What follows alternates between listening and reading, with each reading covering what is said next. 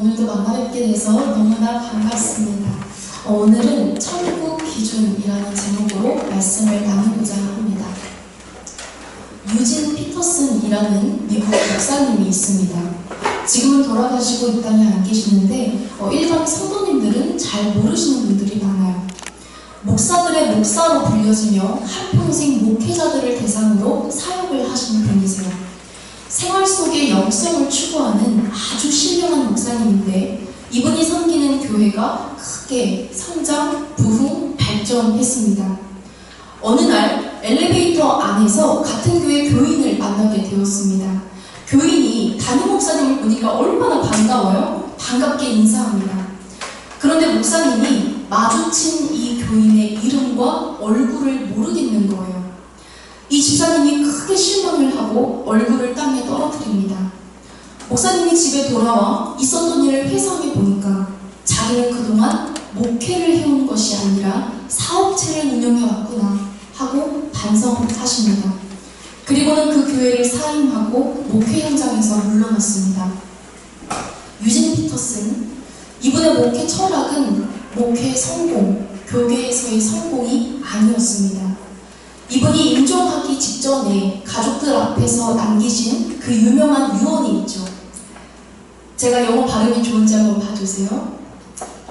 Let's go! 가자! 그의 기독교 신앙이 고스란히 담겨있는 유언. 우리가 가야 할 목적지가 있음을 알려주는 유언입니다. Let's go! 여러분 어디로 가자는 거예요? 천국, 바로 하늘나라 천국이죠. 우리의 목적지는 분명코 하늘나라 천국입니다. 오늘 우리가 읽은 본문 말씀은 굉장히 중요한 말씀입니다. 창세기 1장 1절부터 요한계시록 22장 21절까지 그 어느 것 하나 중요하지 않은 말씀이 없겠지만 오늘 읽은 본문 말씀은 더 소중하고 더 중요한 말씀이라 하겠습니다. 왜냐하면 어떤 사람이 진짜 선지자인지 가짜 선지자인지, 어떤 사람이 진짜 성도인지 가짜 성도인지, 어떤 사람이 천국에 들어갈지 못 들어갈지에 대한 기준을 말씀해주고 있기 때문입니다. 무엇을 말씀해주고 있다고요? 기준. 물론 진짜냐 가짜냐, 천국이냐 지옥이냐를 결정하는 분은 오직 예수님 한 분뿐이겠지만 우리 사람된 입장에서 바라봤을 때 그것을 어떻게 분별할 수 있을까? 오늘은 그 기준에 대해서 말씀을 나누고자 합니다. 저와 여러분 지금 이 시간 힘들더라도 힘을 내시고 집중하셔서 하늘나라 천국문에서 다 함께 만나게 되기를 간절히 기원합니다. 제일 첫 번째 기준, 그것은 바로 열매입니다. 우리 18절부터 20절을 함께 읽겠습니다. 시작! 좋은 나무가 나쁜 열매를 맺을 수 없고 못된 나무가 아름다운 열매를 맺을 수 없느니라. 아름다운 열매를 맺지 아니하는 나무마다 찍혀 불에 던져지느니라. 이러므로 그들의 열매로 그들을 알리라. 열매가 있냐 없냐, 신앙생활의 열매가 좋냐 나쁘냐로 내 자신이 천국에 들어갈 수 있는지 없는지, 진짜인지 가짜인지를 점검할 수 있다는 말씀입니다. 사람들은 쉽게 오해합니다. 무조건 예수 믿기만 하면 하늘나라 천국에 들어갔다고 생각해요. 그러나 결코 그렇지 않습니다. 원수 마귀의 유혹입니다. 자기는 누가 뭐라고 해도 하늘나라 천국문에 들어간다고 자부하면서 그 사람이 가는 곳마다 다툼이 일어나요. 싸움이 일어나요. 분쟁과 미움이 일어납니다. 가짜인 것이죠. 우리 갈라디아서 5장 22절 23절을 보니까 오직 성령의 열매는 사랑과 희락과 화평과 오래 참음과 자비와 양선과 충성과 온유와 절제니 이 같은 것을 금지할 법이 없느니라. 이 같은 것을 금지할 법이 없대요. 천국에 들어갈 수 있는 기준이 성령의 열매가 맺혀지는 사람이라고 말씀하셨는데 하나님께서 법으로 정하신 이것을 틀렸다라고 말할 수 있는 사람이 없다라는 이야기입니다. 성령의 9가지 열매는 모두 사람의 인품, 됨됨이, 성품과 관련되어 있는 말들이죠. 신앙생활을 하면서 어떻게 내 자신에게 신앙의 9가지 열매, 성령의 열매가 맺혀지는지 주위에서 잘 살펴보아야만 합니다. 교회가 부흥되고 교인들 숫자가 크게 늘어났다고 천국 가는 거 아니에요. 성공하고 돈 많이 벌고 내가 원하는 꿈을 이루었다고 해서 천국 가는 것 아닙니다. 1년 365일 새벽 예배 빠지지 않고 주일 성수 열심히 하고 11조 많이 하고 각종 봉사와 섬김을 충성 봉사한다고 해서 하늘나라 천국 들어가는 것 아닙니다. 성령의 열매가 맺혀지는지를 살펴봐야만 합니다. 전도사님, 저는 잘 모르겠어요. 나에게 어떤 성령의 열매가 맺혀지는지 솔직히 모르겠습니다. 질문하고 싶은 분들이 있을 거예요. 여러분, 어렵게 생각할 필요 없습니다. 가장 가까이에 있는 사람이 나를 어떻게 평가하고 있는지 보면 압니다. 사랑하는 나의 부모님, 나의 형제, 자매, 남매에게, 사랑하는 나의 남편이나 아내에게 내가 인정받고 있는지, 인정받지 못하고 있는지를 보면 알게 되어 있어요. 아무리 훌륭한 목사님이 훌륭한 설교를 하고 박사학위가 3개가 넘다 하더라도 그 자녀들이 볼 때 우리 아버지는 가짜 목사야, 우리 남편은 가짜야, 내 자식은 가짜야, 우리 부모님은 가짜야, 이런 말을 듣는다면 사꾼 목사이거나 거짓 선지자입니다. 여러분들도 마찬가지예요. 내 아들, 딸은, 내 친구는 진짜 하나님 믿는 사람이야, 이런 평가를 받으셔야만 합니다. 쟤는 교회에서 다르고 가정에서 달라, 쟤는 학교에서 다르고 가정에서 달라, 이런 평가를 받는다면 거짓 열매를 맺고 있는 성도입니다. 다음으로 두 번째 기준, 그것은 바로 하나님의 말씀대로 사는 것입니다. 말씀의 생활화이죠. 우리 21절을 다 함께 읽도록 하겠습니다. 시작! 나더러 주여 주여 하는 자마다 다 천국에 들어갈 것이 아니요 다만 하늘에 계신 내 아버지의 뜻대로 행하는 자가야 들어가리라. 여기서 아버지의 뜻이란 하나님의 말씀을 의미해요. 하나님의 말씀대로 순종하고 행하는 사람만이 천국에 들어갈 수 있다는 말씀입니다.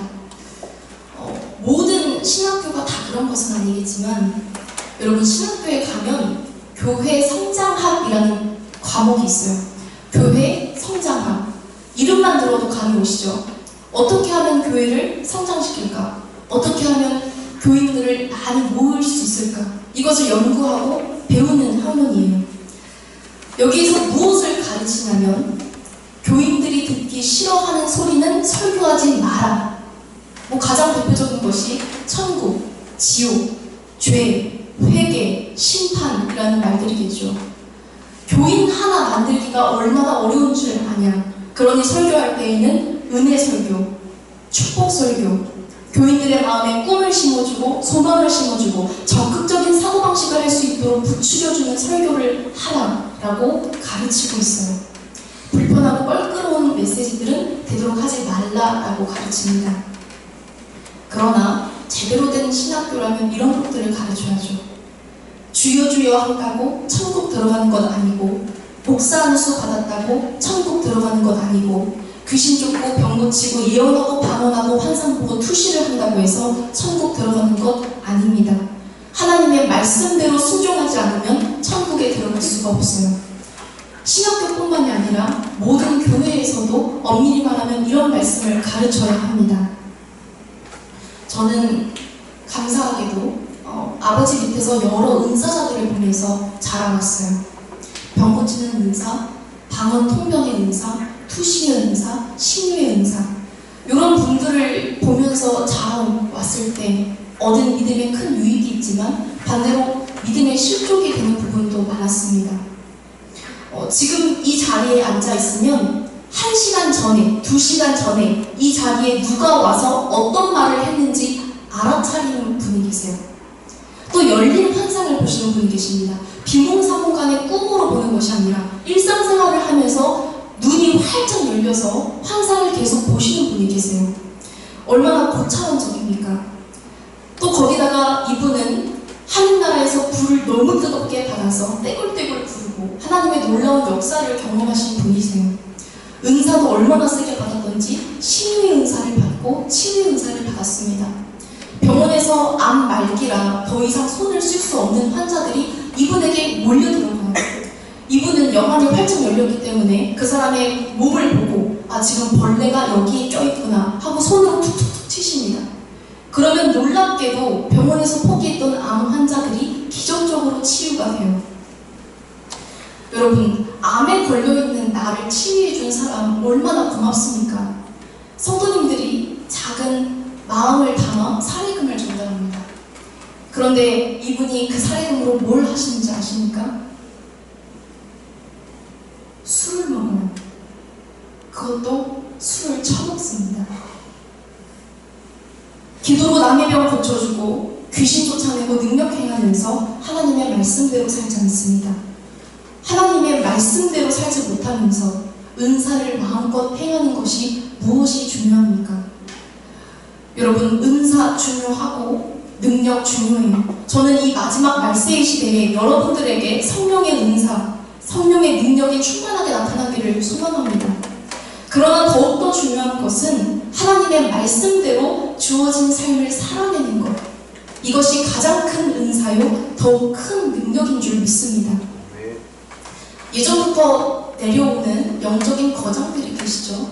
찰스 스펄전 목사님, 요한 웨슬리 목사님, 조지 휘필드, 로이드 존슨 목사님 같은 영적인 거장들이 계세요. 그분들이 하나같이 말씀하시길, 거짓 선지자는 하나님의 공의와 직무에 대해 침묵한다. 거짓 선지자는 천국과 지옥 그리고 심판에 대해 침묵한다. 거짓 선지자는 자기의 영혼을 검토해보라고 말하지 않는다. 그들은 성도의 성결한 생활에 대해 침묵한다. 성도님들 입장에서도 마찬가지입니다. 천국이냐 지옥이냐, 죄를 회개해라, 심판받는다, 이런 메시지를 들을 때 마음속에 달게 받으셔야지 불편하네, 껄끄럽네, 기분이 좋지 않네, 이렇게 느끼신다면 진지하게 자기 자신을 다시 점검해 보아야만 합니다. 자신의 신앙 열매를 점검하고 하나님의 말씀대로 사는 사람은 진짜 성도, 진짜 크리스천이 되는 것입니다. 여러분, 진짜들만 천국에 들어가는 거예요.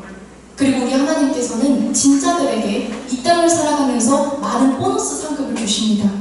바로 기도 응답을 즉각 잘해주신다는 이야기예요.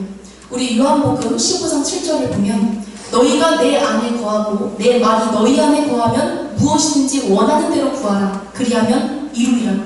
자, 내 말이 너희 안에 거하고 너희가 내 말 안에 거하면, 말씀은 예수님입니다. 예수님은 곧 말씀이세요. 말씀이 우리 안에 있대요. 우리의 삶 가운데 녹아 들어가져 있다는 뜻입니다. 말씀과 삶이 온전히 하나가 되었을 때, 말씀과 삶이 온전히 일치가 되었을 때 무엇이든지 원하는 대로 구하라. 그리하면 이루리라. 말씀의 생활과에 성공하고 승리한 사람들에게 하나님께서 무엇이든지 기도응답을 즉각 해주시겠다는 약속입니다. 지금 이 자리에 계신 여러분들에게 하나님께서 주시는 숱한 기적과 또 축복의 간증이 넘쳐나기를 소망합니다. 사람들은 교회를 볼 때 교회가 크냐 작냐로 평가합니다. 교회에 몇 명이 모였냐로 봅니다. 그러나 하나님께서 보실 때에는 이 교회가 살아있느냐 죽어있느냐, 그것에 관심을 갖고 살펴보십니다. 우리도 마찬가지예요. 예수님 앞에 섰을 때 나는 살아있는 자인가 죽어있는 자인가, 나는 진짜인가 가짜인가, 오직 예수님이 그것을 심판하실 것입니다. 저는 진짜가 되고 싶은 가짜이기 때문에 지금 이 자리 여러분들 앞에서 서원하고 싶어요.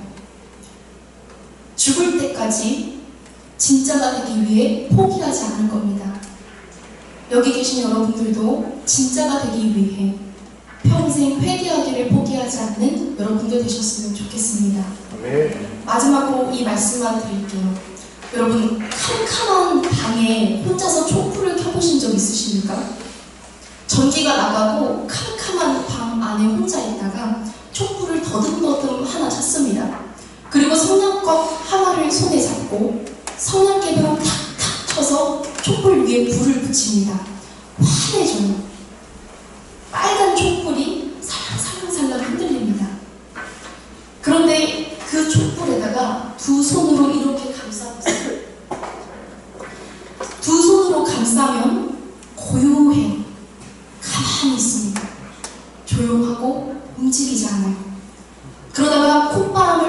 조금만 세게 불어도, 한 손을 조금만 움직여도 다시 촛불이 살랑살랑 흐트러집니다. 꿈틀거립니다. 숨을 꾹 참고 두 손으로 다시 조용히 감싸면 촛불이 하늘을 향해 곧바로 일어납니다.